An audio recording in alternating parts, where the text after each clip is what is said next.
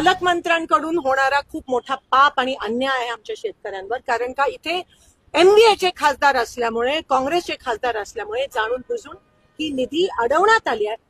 आज मी या पत्राद्वारे कलेक्टर नवीन आले तामिळनाडूचे, संविधानाची शपथ घेऊन प्रचंड कष्ट करून इथपर्यंत पोहोचले. त्यांना मी निवेदन देते, 15 दिवसात आमच्या डीपीडीसीची, आमच्या शेतकऱ्याची, आमच्या कष्ट करणाऱ्या गावकऱ्याची निधी जर मंजूर करून दिली नाही तर आम्ही आंदोलन आणि किंवा अमरण उपोषणाचा या ठिकाणी इशारा देत आहोत. 15 दिवसात आंदोलनाचा इशारा प्रणिती शिंदेंनी दिलाय. नाही, मला आता त्या मला खूप मोठा दुश्मन समजतात, माझ्याबद्दल खूप खालच्या पातळीचे वक्तव्य करतात, परंतु त्या माझ्या भगिनी आहेत आणि मी त्यांना माझा सल्ला हाच आहे की आपण डॉक्टर बाबासाहेब आंबेडकरांच्या विचाराचे गुणगान आपण गाता तेव्हा डीपीडीसीच्या कार्यपद्धतीचं आपण अवलोकन करावं, त्याचा अभ्यासही करावा.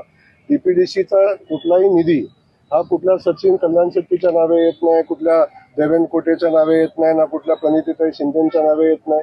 तो तर त्या विभागाच्या अनुषंगानं सामाजिक समतोल राखून, विभागीय समतोल राखून विकास करण्याचा त्यामध्ये सूचना असतात किंवा त्या पद्धतीने आपण करतो. मला एक सांगा, सोलापूर शहरामध्ये डीपीसीतला किमान 125 कोटीच्या आसपासचा निधी खर्च झालाय. तो सोलापूर शहरामध्ये खर्च झालाय ना, तो पाकिस्तानमध्ये खर्च झालेला नाही.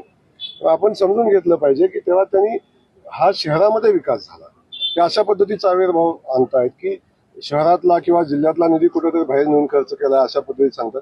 कुठलाही निधी व्यक्तिगत कुणाच्याही नावे मंजूर होत नाही. ताईंना माझी विनंती आहे, ताई या शहरामध्ये जे काम झालंय, ज्या ज्या ठिकाणी निधी दिलाय, आता MIDCचं काम आपण घेतलं, देवेंद्र कोटेजींनी खूप प्रयत्न करून ते निवडून काम मंजूर करून आणलं.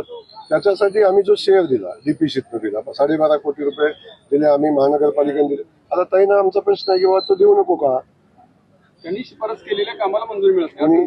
ताईंनी, खासदार साहेबांनी जी शिफारस ताईंनी शिफारस योग्य वेळी केली पाहिजे. जेव्हा कामं मंजूर करतात तेव्हा केली पाहिजे आणि ती दिल्लीत न करता इथं येऊन केली पाहिजे. या सगळ्या गोष्टी आपण बघितल्या पाहिजे.